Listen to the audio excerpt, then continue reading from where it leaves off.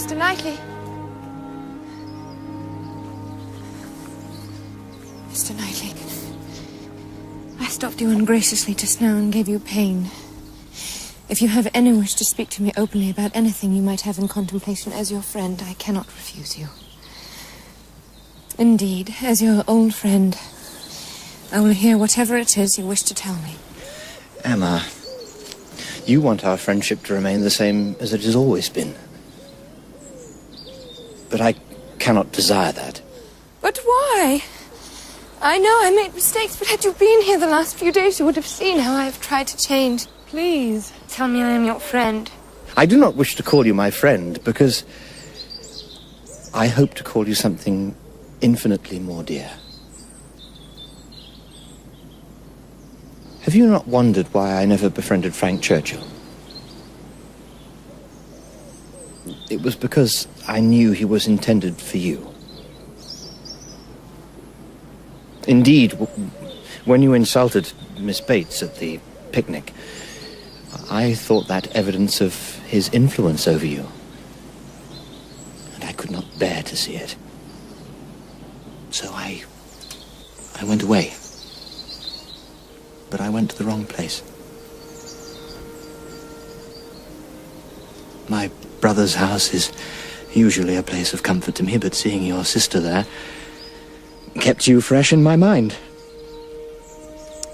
And the torture, I assure you, was acute. I only felt hope again when I heard of Mr. Churchill's engagement. And I rushed back, anxious for your feelings, keen to be near you. I rode through the rain.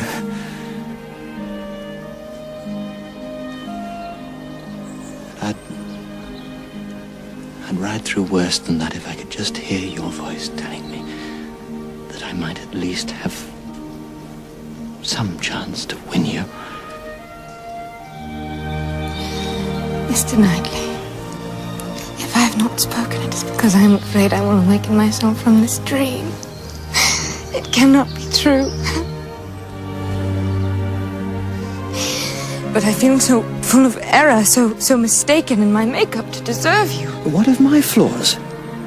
I've humbled you, and I've lectured you, and you have borne it as no one could have borne it.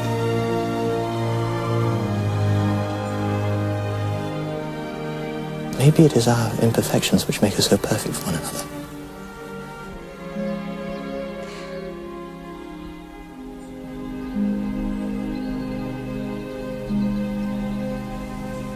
Marry me?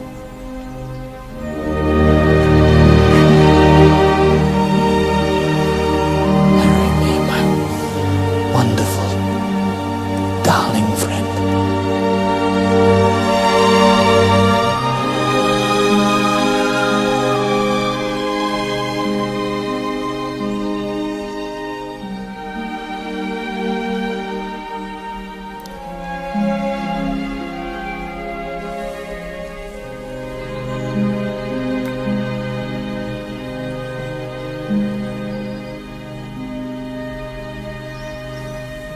Let's go to your father. Oh, dear. What? I cannot marry you. Why ever not? My father, first my sister, then Mrs. Weston. I don't think it could bear my leaving, even for a man he regards as highly as you. I cannot marry you. I cannot abandon him. I cannot. I could not secure your happiness while attacking your father's. As long as his joy requires your being at Hartfield, let it be my home, too.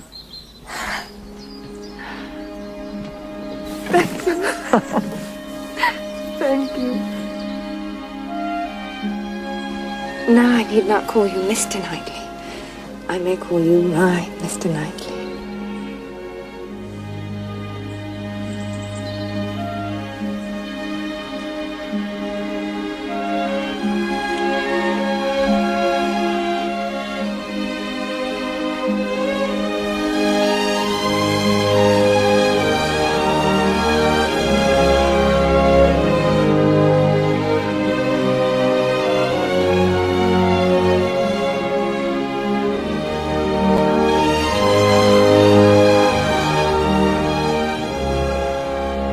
elation Mr. Woodhouse felt was soon shared by many.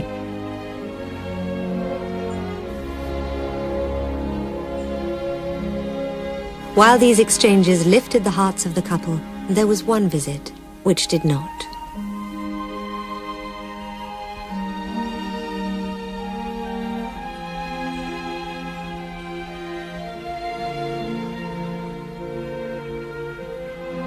Emma knew that the best chance for Harriet's happiness was that she might marry as well.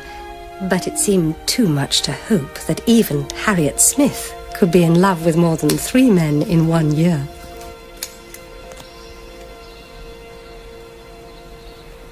Miss Woodhouse? May I come in? No, you need never ask. Please do, and tell me how you've been. It seems weeks since you've been here. Yes, well, I stayed away at first because I thought it would be easier for me.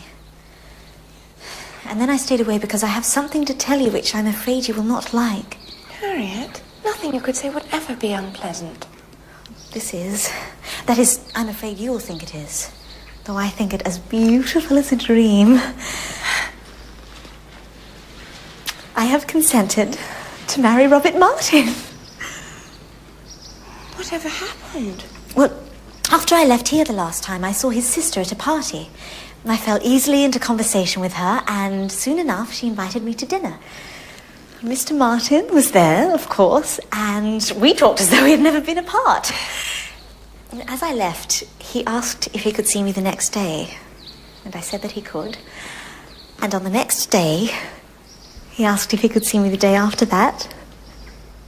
And on the day after that, he asked if he could see me all the days ever after. Harriet. Well, I know this disappoints you, but Harriet, really it's... you mistake me.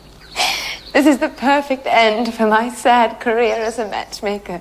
A role I gladly relinquished by being instead so happily matched myself.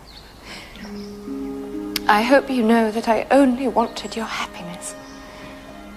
Now that you have found it, it makes my own complete.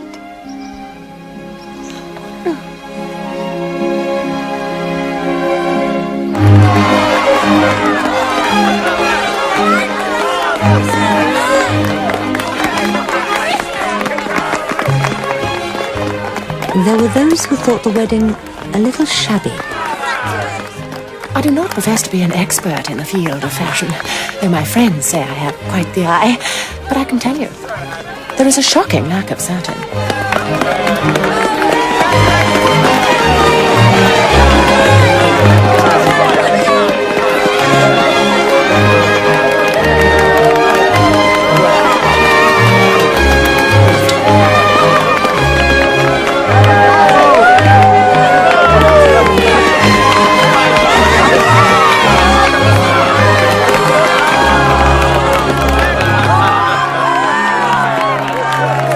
However, the wishes, the faith and the predictions of the small band of true friends who witnessed the ceremony were fully answered in the perfect happiness of the union.